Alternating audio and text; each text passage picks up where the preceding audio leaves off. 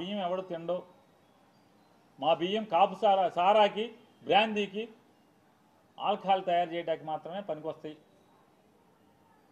మరి పొగాకు పండిస్తున్నారు కదా, పొగాకోడికి గిట్టుబాటు ధర ఇప్పిస్తున్నావా?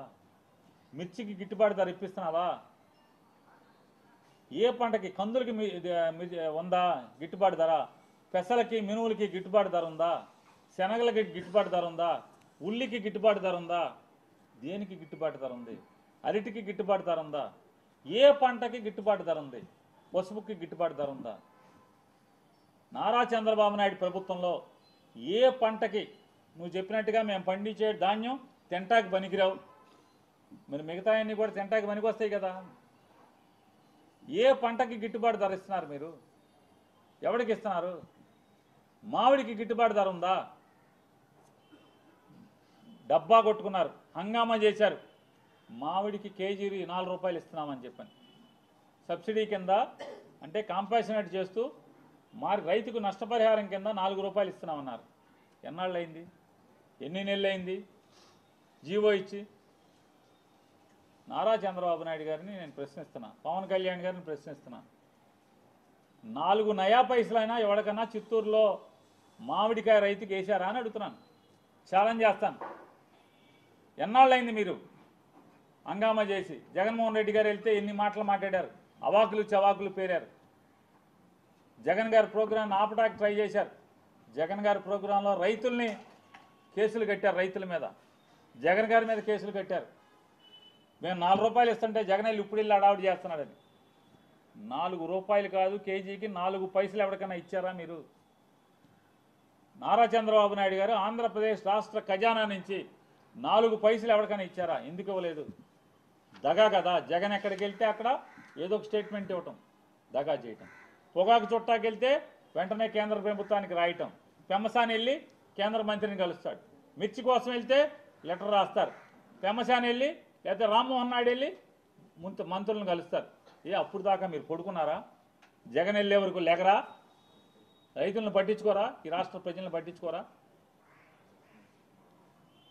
అని అడుగుతున్నాను. పాలనని గాలికి వదిలేసి ముగ్గురు 3 హెలికాప్టర్లు 3 విమానాలు వేసుకుని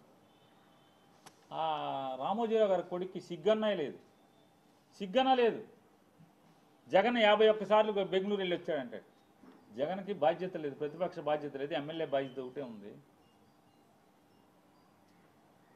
ముఖ్యమంత్రి, ఉప ముఖ్యమంత్రి, డిఫాక్టో ముఖ్యమంత్రి ముగ్గురు కలిసి ఎక్కడ ఉంటున్నారు? ఎన్నిసార్లు హైదరాబాద్ వెళ్ళి వస్తున్నారు? శుక్రవారం కొడుకు వెళ్ళిపోతాడు, మళ్ళీ సోమవారం నాడు వస్తాడు. శనివారం తండ్రి వెళ్ళిపోతాడు, సోమవారం నాడు వస్తాడు మళ్ళీ. ఈయనేమో అట్నుంచి అక్కడే ఉంటాడు. వారానికి ఒకసారో 2 సార్లు లేకపోతే 10 రోజులకు ఒకసారో ఆయన షూటింగ్కి వచ్చినట్టుగా ఇక్కడికి వచ్చి వెళ్తాడు. ప్రత్యేక విమానంలో వస్తాడు.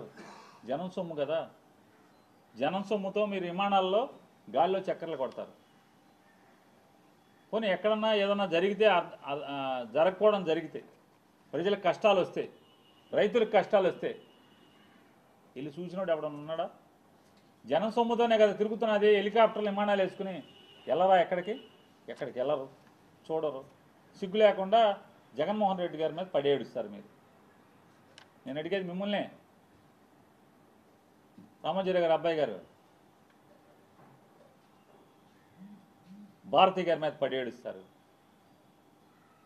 తప్పుడు రాతలు రాస్తారు, విషపు రాతలు రాస్తారు.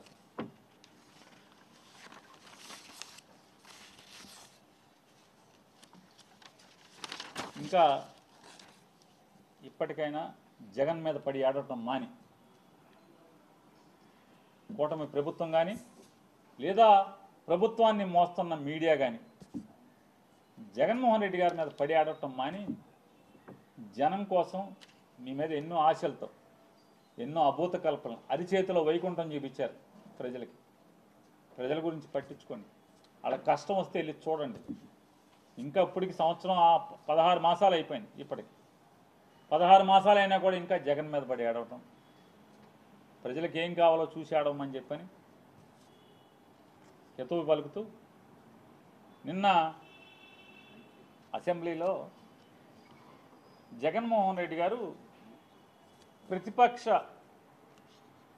నాయకుడిగా అసెంబ్లీలో నాకు సమయాన్ని ఇచ్చేటువంటి, అంటే పాలక పక్షంతో ధీటుగా ఆంధ్రప్రదేశ్ రాష్ట్రంలో ఉన్నటువంటి ఏకైక అసెంబ్లీలో ఉన్నటువంటి ఏకైక ప్రతిపక్షంగా, ఆంధ్ర రాష్ట్రంలో ప్రభుత్వానికి వ్యతిరేకంగా పనిచేస్తున్నటువంటి ఏకైక పార్టీగా, 40% ఓట్లు తెచ్చుకున్నటువంటి రాజకీయ పార్టీగా, ప్రజల పక్షాన ప్రభుత్వం చేస్తున్నటువంటి పాపాలు, ప్రభుత్వం చేస్తున్నటువంటి తప్పులు, ప్రభుత్వం చేస్తున్నటువంటి మోసాలని నిలదీయటం కోసం అసెంబ్లీలో నా గళం వినిపించడానికి సరైన సమయాన్ని ఇచ్చేదానికి నాకు అవకాశం కల్పించండి అని చెప్పని కోర్టును ఆశ్రయిస్తే, కోర్టు స్పీకర్ గారిని నోటీస్ అందజేస్తే దాని మీద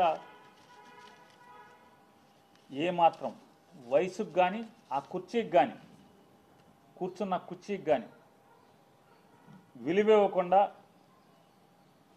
మరిచి మాట్లాడేటువంటి అవాకులు చవాకులు పేలుతున్నటువంటి ఆ వ్యక్తి మాట్లాడుతుంటే అతనికి తందానా అని భజన కొడుతూ కామినేని శ్రీనివాస్ గారు, కైకులూరు శాసనసభ్యులు, మాజీ మంత్రివర్యులు, 5 ఏళ్ళు దాదాపు 4.5 ఏళ్ళు నారా చంద్రబాబు నాయుడు గారితో పాటు మంత్రి పదవి ఎలగెట్టినటువంటి కామినేని శ్రీనివాస్ గారు లేచి మాట్లాడతాడు తనకు తనే. ఈరోజు దాకా ఏ రోజు కైకులూరులో దారుణాలు జరిగిన, కైకులూరులో కష్టాలున్నా, కైకులూరులో రోడ్లు బాగోపోయినా, కైకులూరులో గ్రామాలకు మంచినీళ్ళు రాకపోయినా, కైకులూరులో ప్రజలకు కష్టాలు ఎదురైనా, కైకులూరులో ఒక దళిత వాడ మీద జనసేన పార్టీకి సంబంధించిన వాళ్ళందరూ కూడా కిరాతకంగా, పైశాచికంగా కత్తు